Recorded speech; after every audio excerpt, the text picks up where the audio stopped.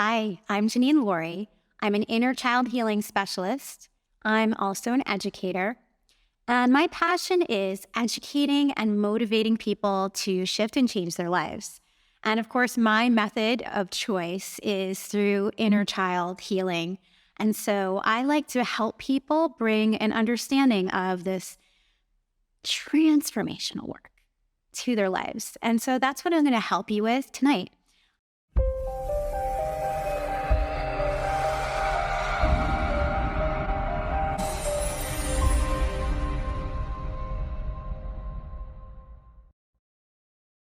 So, who is this work for? Of course, I'm going to say everyone. But the truth is, it's for anybody who's here that's looking for some kind of shift in their life, some kind of healing, transformation, anything that you want to find a deeper connection to. And, I would say that inner child work, of course, is for anyone that is wishing to live in harmony with their authentic self. So why should you learn about inner child work? Of course, I said, if you want to live a more authentic life, if you want to improve any aspect of your life, if you want better relationships with other people as well as with yourself, if you want to have a better relationship with finances, with your career, with anything having to do with life, you want to know about inner child work. Of course, if you're also a parent or you are engaged with any kind of child as a caretaker, inner child work is so important. And of course, I've found it to be, and which is why I love sharing it, the fastest road to recovery and healing out there. Because inner child work, we're dealing with the root. So we're actually going straight, directly to that roadmap of where everything began. So I'm going to give you a little bit of a background. How did I come across inner child work myself? So my upbringing was difficult. I came from a somewhat tumultuous background. There was divorce, there was an unstable foundation.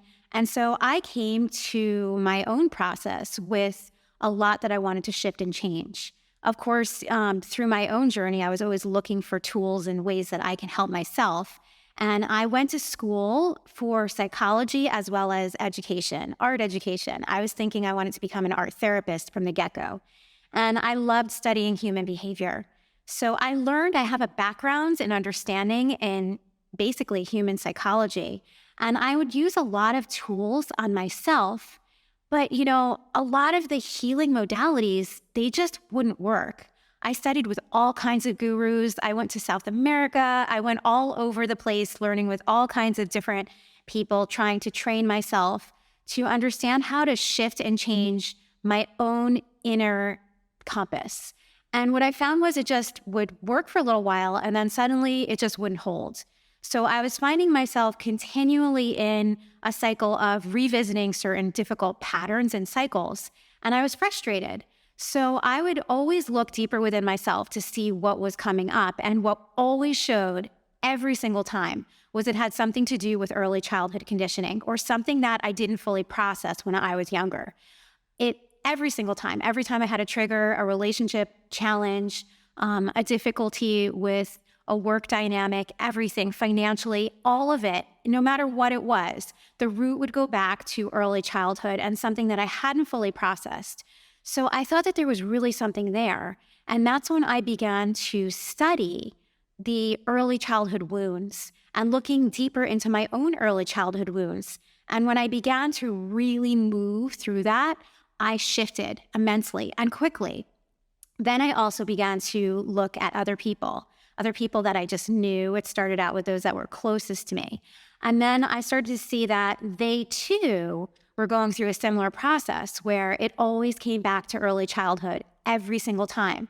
So I realized that there was something to this. And when I found that when I began to work through this as an inner child healing specialist, I have yet to come across anybody out there that was not monumentally changed through looking at their early childhood and shifting their early foundation. So now I want to get into a little bit about what inner child work actually is, because I have a bit of a unique perspective. I feel that inner child work, as it's commonly put out there, is highly misunderstood.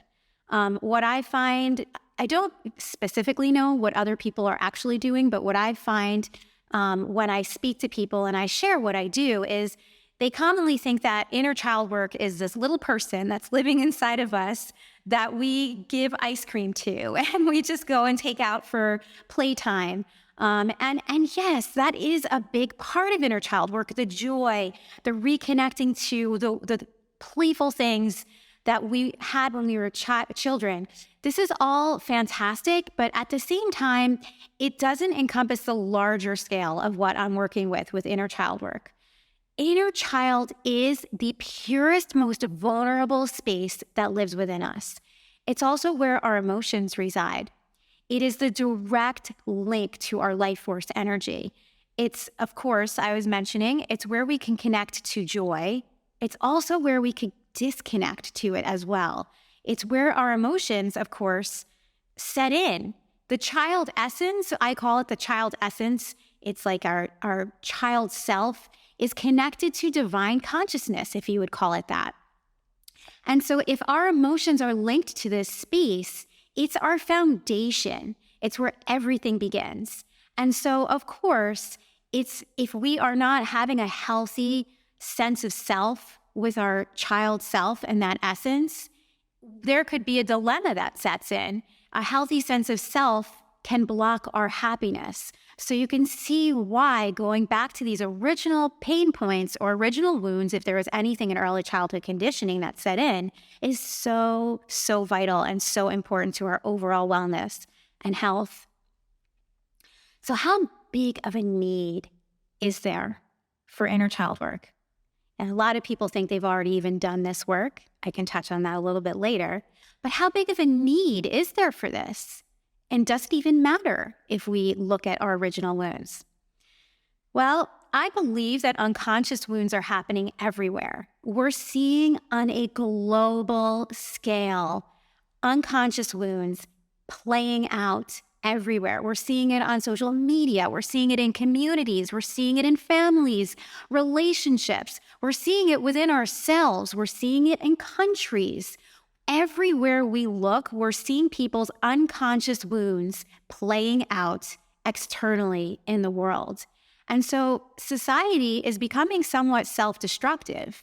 And the inner child connection, because it's our direct linkage to healing, is what's missing. I believe that if we are to look at our inner child and we are to really nurture that space that is wounded, to go back to our foundation, there would be an instant shift. Of course, the work happens personally, but if we had more people that were looking within to do this inner child work, I think that we would see a more monumental global shift. And of course, for me, I'm super passionate about this work. I love sharing it. I love speaking about it because when I first found out about it for myself, it helped me miraculously shift my life. And so there's a lot of people out there that are hurting. And of course, I believe that inner child work offers the solution. So why do we work with the child essence? I call it a little bit broader than inner child work. I call it the child essence, which is our child self. There is an aspect of us that always remains childlike. And for those people that have not fully processed their wounds, if there are any that have not been processed, they're still actually very much in the child self the majority of the time. So why do we work with this place? Well, I already talked about the foundation. Everything begins in childhood, and all of us were children at some point. So if we have a wound that set in, it began in our foundation. It began in childhood. It's where our original wounds are. So when we work with these original wounds, from the child perspective, we're actually going directly to the root.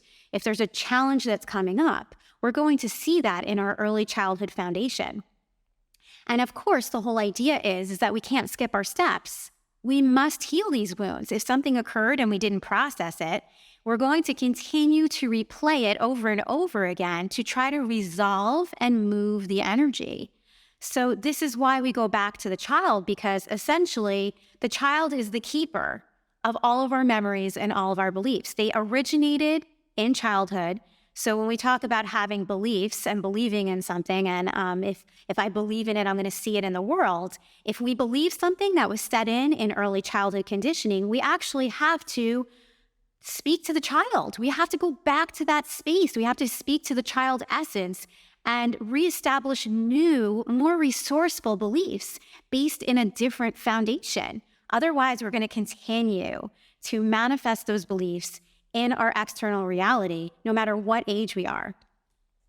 And my biggest thing about the child and why I love to work with this child essence is because going back to the child essence gives a second chance. So you think, if somebody had a difficult child upbringing, or even not so much, because I believe that everybody has some kind of wound that perhaps they're still working through if they have a trigger coming up. It gives us the chance in this now moment to be able to work through it. So we have this opportunity to look at it. And even if you're, let's say, 44 years old, 54 years old, 60 years old, 80 years old, it doesn't matter. We can use this energy no matter what age we are, and we could work with that child essence, and we can give ourselves the second chance to be able to shift our perspective of reality, change our beliefs, and have a healthier sense of self, which of course is going to change our reality. So one of the bigger questions that I think is so important to understand with this work is, what are the fundamental basic needs of the child? Of course, this is the platform that we look for with all inner child work. We need to make sure that these needs are being met on a soul level. Of course, who's looking for it is the child self. And, every human being actually is looking for this.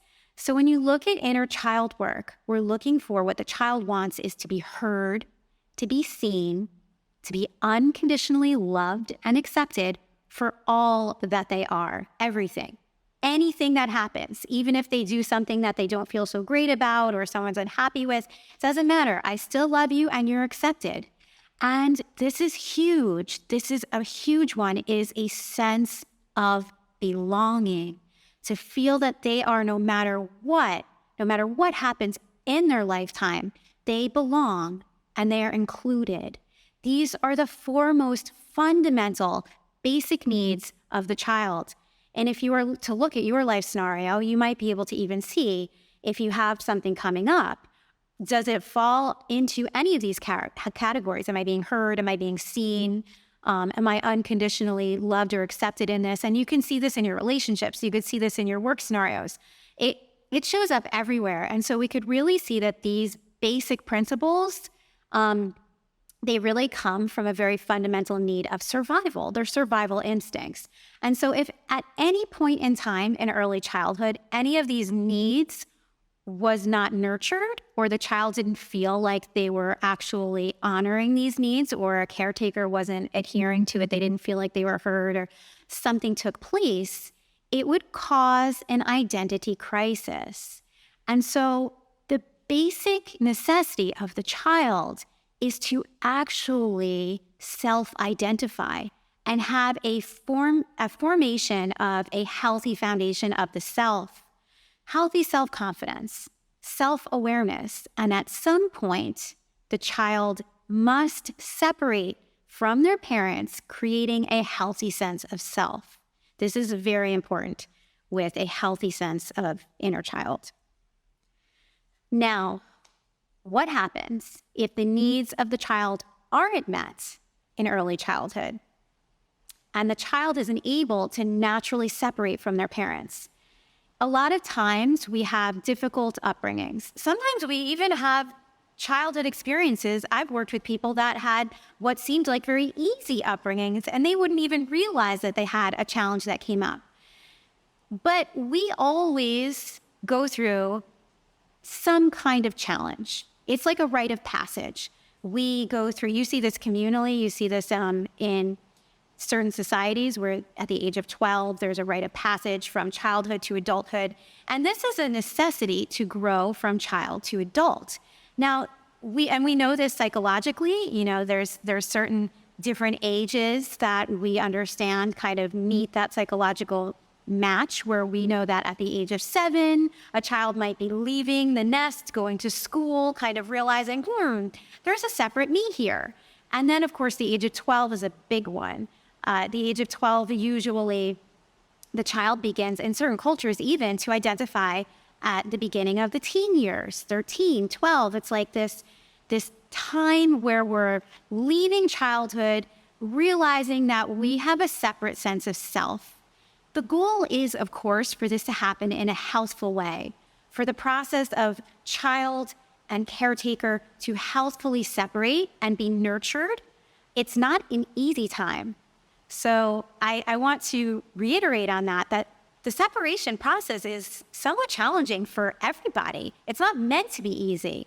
And so sometimes it's even more difficult. But the idea of, if it doesn't happen in a healthful way and a trauma sets in during this, let's just say the caretakers themselves didn't go through a healthy separation process. So there was some trauma there from parents, or there was maybe divorce, or there was separation, a parent or a caretaker was out of the situation due to work, anything. There's so many different possibilities. What ends up happening to the child if there's not a healthful separation and a healthy sense of self that's established is this energy is experienced as trauma. And so what happens is there's emotions that are connected to this. And if the child doesn't have a healthy ability to express these emotions, they remain stuck within the subconscious, and they become what I call original wounds. Now, original wounds don't just go away. The whole idea is for the child to complete the cycle of a healthful separation, healthy self-identity, identifying as their self-conscious, self-confident self, so they could go out in the world prepared. And yes, that sometimes deals with challenges. Now, if this doesn't happen in a smooth transition, they haven't completed the step. And so essentially they get stuck in this moment. And what they will do is they will recreate through patterns the same experience, the same emotional experience over and over again until they release it. So this is why we see situations emotionally resurfacing, where maybe there's a trigger that happens. Triggers happen a lot, and this is how we can tell whether we're touching on an original wound. If something really energizes us, really triggers us, we know that that's an early childhood wounds that set in at some point, sometimes before we even have memories. And I'll get into memories later. So the whole process of this is to begin to self-identify. And if it doesn't happen in a healthy way, well, we're going to have triggers and we're going to recreate the same scenario so that we can ultimately process it. What ends up happening is what I call, and I refer to as, adult tantrums. What are adult tantrums? Adult tantrums are really important. And once you learn about adult tantrums, you can't ever not see them again. You begin to see them everywhere in the world. You're going to start to see them in yourself. You're going to start to see them in your relationships. You're going to start to see them at the checkout person in the grocery store, the person who is driving and just aggressively driving. Adult tantrums are everywhere. And again, adult tantrums are happening due to these early childhood wounds to bring attention to it so that we could fully release and process that stuck energy. So adult tantrums, they're the same as a child tantrum because the adult is still stuck in childhood. In a sense, they're in the unhealthy representation of the inner child. They're manifesting as the child that was not seen, was not heard, does not feel they belong. This is the result of not receiving what the child needed. And so essentially, the child is tantruming. The adult child is tantruming. It's the wounded inner child crying out for attention. And if you actually watch any 4-year-old or 5-year-old have a tantrum, they're kicking, they're screaming, they're throwing things, and it could be a little bit of a nuisance at times. Now imagine that 4-year-old and a 5-year-old as a 45-year-old. It can be dangerous. It can be dangerous at 4 or 5, but you can see how this process does not just stop, it continues. And obviously, it's a desire for the repressed emotions to be expressed. It's a desire to complete that process and to self-actualize. And the tantrums don't stop, of course. So what happens if tantrums are not resolved? Well, I think we see this quite a bit. The triggers repeat, and they will increase until the original wound is processed. The tantrums will not stop. It's as if we can't bypass these tantrums. They're going to come up. We can repress how we feel, which I think is what happens a lot of the times. I think a lot of the times these tantrums are happening quite a bit because of the repression of the emotions. Like, we don't want to feel that. We don't want to see that. And a lot of times that's a trauma response. However, we can't do anything about that. We're still going to experience it. So the failure to recognize it can actually lead to some debilitating circumstances. In extreme cases, we can see mental health and physical health ailments because, yeah, the physical is absolutely connected to this. How we are in our body and our minds is all connected. So we do see that if we do not honor these triggers, if we do not honor these repressed emotions, we will actually have physical and mental health challenges. And, obviously, the whole point of these tantrums is not to keep somebody stuck, but to move and process the energy so that the individual can reach a healthy sense of self. Problem is, unless we are aware of why we're tantruming, unless there's awareness and consciousness of the energy of why it's happening, where it's coming from, who is actually tantruming, because a lot of the times it's not the 45-year-old adult, it's the 5-year-old. Unless we're aware of that, nothing happens and they continue. So I just said a mouthful, of course. There's a lot to inner child work, and I could talk for hours about it, but I'm trying to just give the general consensus so that you have a little bit of an understanding as to the depth that this work can take you and how there's a really big foundational imprint on it that affects us in many, many, many different areas. So is there anyone who this does not apply to? Essentially, I believe this applies to just about everybody. At some point, we are all subject to original wounds. It's just a part of life. We all have to go through these transitional years where we leave childhood for adulthood. And the fascinating thing about inner child work, at least from my perspective, is that it's not so much about reconnecting with the child. It is a part of it, of course. We want to talk to the child. The inner child work that we're working with here is about having the child move from childhood into healthy adulthood. It's about finalizing that process and that transition.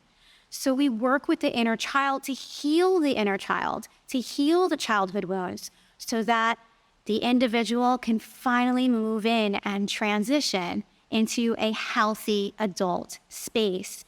From there, we can, as the conscious adult, the healthy adult, with a healthy sense of self, connect with all the beauty that the child offers us. And that can prepare us so much better for life. Because, of course, life has challenges. You could do this inner child work and you're still going to have things that come up in life. But a healthy, conscious adult can handle it much better than adults that's still stuck in childhood. Now, another thing I love to touch on, this question comes up quite a bit. How does this inner child work apply to those in other fields, other healing modalities? Is it necessary? What I have found, again, is that inner child work is the foundation. So imagine trying to build a home and not leveling the ground. Imagine trying to continue to build on top of something that has a faulty groundwork, cracks in the foundation. It's going to crumble.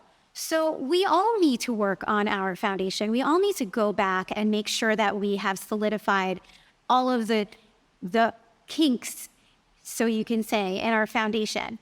So it's important. I believe that any healing work is going to benefit from us making sure that we have a solid foundation. The other thing is, The inner child is synonymous with the subconscious mind. So if the subconscious mind is being utilized in other healing practices, we want to have a relationship with the inner child. We want to speak to that inner child. We want to consciously be working with that inner child. As a matter of fact, I have found that those that work in the fields of any type of subconscious mind work benefit so much when they incorporate inner child work first. It's as if suddenly the unconscious, subconscious work just gels and they get very, very quick results, and it sticks. This is actually also how I came into this work myself, because I was frustrated, as I mentioned, that I was doing all this stuff and it just wasn't holding. And I found myself going back into patterns that I thought I had already worked through years later. Once I worked with the inner child, it did not fail me one time. I would go back and I would solidify that relationship, and that things would move and shift. So I believe that a healthy connection with the inner child is vital for other healing modalities. And you're going to see that it's going to shift you. It's a necessary step. And the other thing that I have found is that people seem to shift all kinds of healing modalities when they do the inner child work, whether it's, like I said, mental and physical, health related of any kind. You're going to see a lot of results utilizing inner child healing first. So how do I access the inner child for healing? So this aspect, of course, the inner child is always with us. The inner child doesn't go away. But sometimes if we had a very difficult early childhood upbringing, we need to really start to build a relationship of trust, of course, trust within ourselves. But trust with this very, very, very vulnerable place within ourselves. So how we access the inner child and we get to learn what this child essence is trying to share or experiencing, again, is through our emotions. Our emotional landscape is the inner child. It's everything. How we are feeling, if we can connect and be in touch with our emotions, is the first way that we connect with the child essence. And we don't judge what we're feeling in this work. We just allow ourselves to feel anything. And we do it through the current moment. How you're feeling right now. What's triggering you right now? Do you feel joy right now? Because it's not just about the heavy emotions. It's about what brings you passion, what invigorates you, what makes you feel that joy, what brings you life. Because the inner child, when it's healthy and balanced, is life force energy. What brings you closer to that? What brings you into that state of feeling alive? And of course, you could look at where it goes. If you put yourself into situations where you feel drained, where you don't feel alive, where you don't feel invigorated, it's all information. And we can access that just by looking at what is showing up in our reality and our environment right now. That's why I love this work so much. You don't have to do anything much other than be conscious and present and just take an honest look at where you are in the moment. Now, another thing that comes up quite a bit, and I've seen this with other people who come to me who have had some level of inner child work, and they're concerned about not being able to remember something, or working with me and saying, but we didn't go back into the memories. So are memories necessary for this work? Do we need to go back into a memory? And my answer is no. I absolutely don't take clients back into memories, and I don't think it's resourceful to do so. If a memory comes up, then that's fine.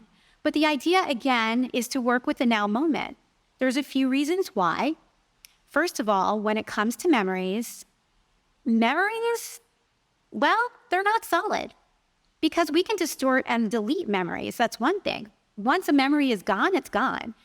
We don't have that information anymore. We're not in that moment anymore. And now imagine trying to remember something, first of all, when maybe you were too young to even have a conscious memory, of course.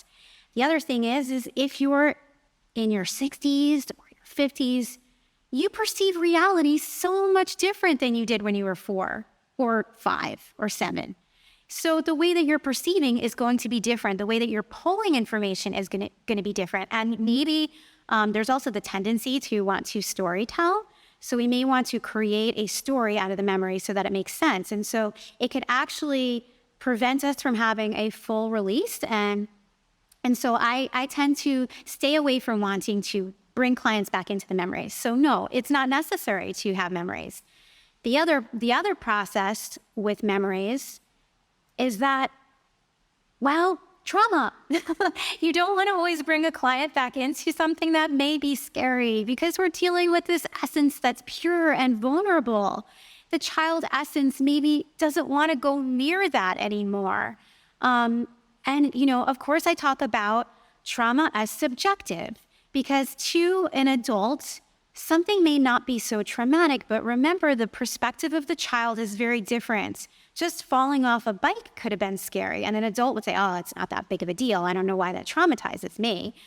But to the child, it's very different. So we honor the emotional landscape of the child and we work from the adult perspective. Of course, another reason why we do that is because you're an adult and adults are more equipped to handle situations than a child. So it's in reteaching the adult. Of course, remember, this is not about staying in childhood. This is really about using the inner child to become healthy, conscious adults that are in a space where they trust their own inner landscape.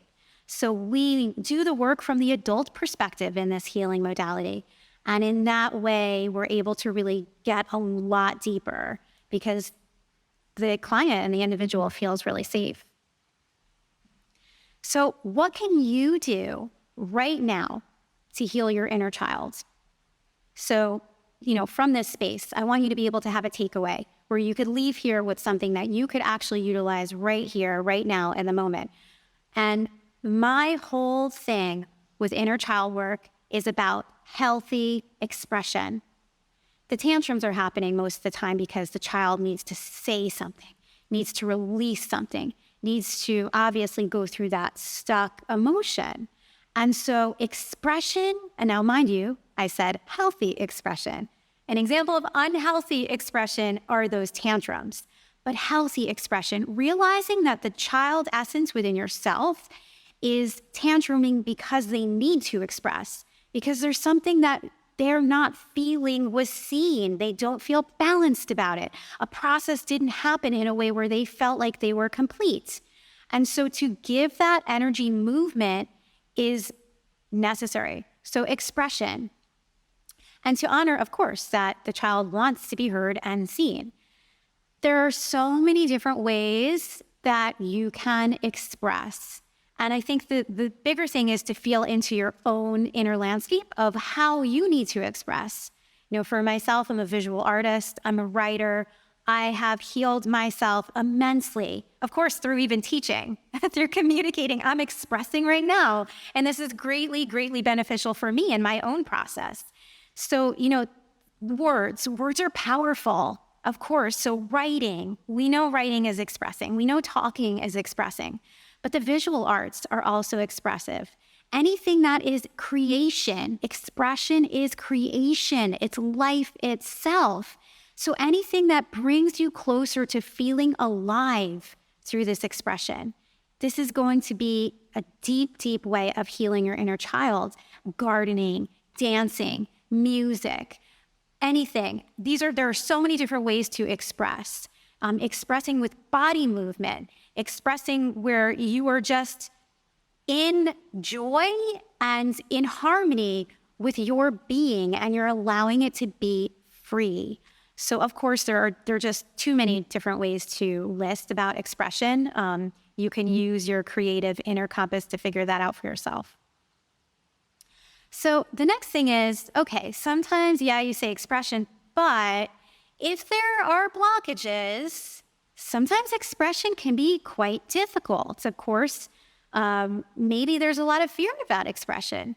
Maybe there are some fears that come up about the ability to be seen or heard. And so expression can be stuck at times. So what if expression is stuck or feels difficult? What can we do? How can we move that? Well, one technique that I've offered to people is to see if you could get some kind of huge paper, huge drawing paper, anything that you could actually draw on. got to be large. Take any kind of medium. It could be paint, it could be crayons, it can be markers, whatever you want, even if you don't have to even go buy anything, whatever you have around, and begin to just allow whatever emotions you have in you come out in a very flowing way. Don't try to make it look like anything. Just let it come out naturally. I used to do this myself, and because I used to have some perfectionist tendencies, it was actually a really hard process for me to not want it to look like a beautiful picture, but I had to let that go. And for me, it was really healing to be able to just let all of my emotions out on a piece of paper and just let it flow. This allows the flow of expression to come out. So I highly recommend this. This is a large drawing paper. You could do it on anything, actually. You could do it on newspaper. You could do it on paper bags. Just anything where you could get that motion out, and you could just, we see actually children doing this. And I think there's a lot of moms out there or dads out there that don't appreciate little kids picking up markers and, doodling on the walls. Like, this is doodle time. On couches, on walls, painting, finger painting. It's actually when you just allow yourself to be in that natural flow with whatever medium you have, you can move that expression. So if that doesn't feel like it's helping and you still need more assistance, I say let nature help you. Allow nature to help move you, to help process all of this, because nature and the child essence are also synonymous. Children are at one. They're at one with everything, and so is nature. And so connecting with nature and allowing the wisdom of nature to help you. And I do think that nature has a wisdom, and we can trust in that. We can trust in nature's wisdom. And even if you don't live in a place that has a lot of nature, you can still walk around barefoot, take your shoes off, ground yourself, even putting your hands in water, taking a bath, doing things that are connecting you with the elements of some regard. Of course, hiking, walking in nature, just allowing yourself to be free in nature is super helpful to help expression to move. The other thing is to allow the process. If you are stuck, you may need to be at some point. You may need to actually honor that where you are right now is where you need to be. And sometimes that's just surrendering to right now, I'm in a difficult place. Right now, I'm feeling this. This is honoring the feelings, of course, which is actually not being stuck. When we are honoring where we are right now, not trying to sugarcoat it, not trying to make it perfect and pretty, but you know what? I'm going through a really difficult time. I feel really vulnerable right now, or I feel really angry right now. This is to allow, and this is human, and the child needs to know that that's okay. We all need to know that that's okay. So just surrendering to that can help with expression. It's a form of expression. The most important thing, if you were to take away anything from this today, would be inner child healing has everything to do with how you feel about yourself. If you could do anything for your inner child, it would be for you to see yourself, for you to hear yourself, for you to unconditionally love and accept yourself for all that you are, no matter what. Recognizing that no matter what, you belong to yourself in here. And this is where the healing comes from inner child work. When we're able to have that healthy sense of self, that's when the process of inner child work is complete. And of course, another big one I really want to preface with this is that we touched base on the wounds of the inner child. But I think it's really important to recognize that these wounds, when we fully process them, become hidden gifts.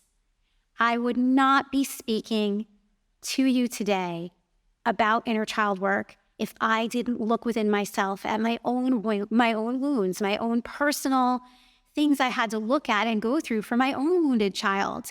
And in that came an insurmountable gift, a gift of being able to become an advocate for this work, to share with other people, to help people to then go on to heal in this modality. And so I believe that our wounds do share beautiful gifts.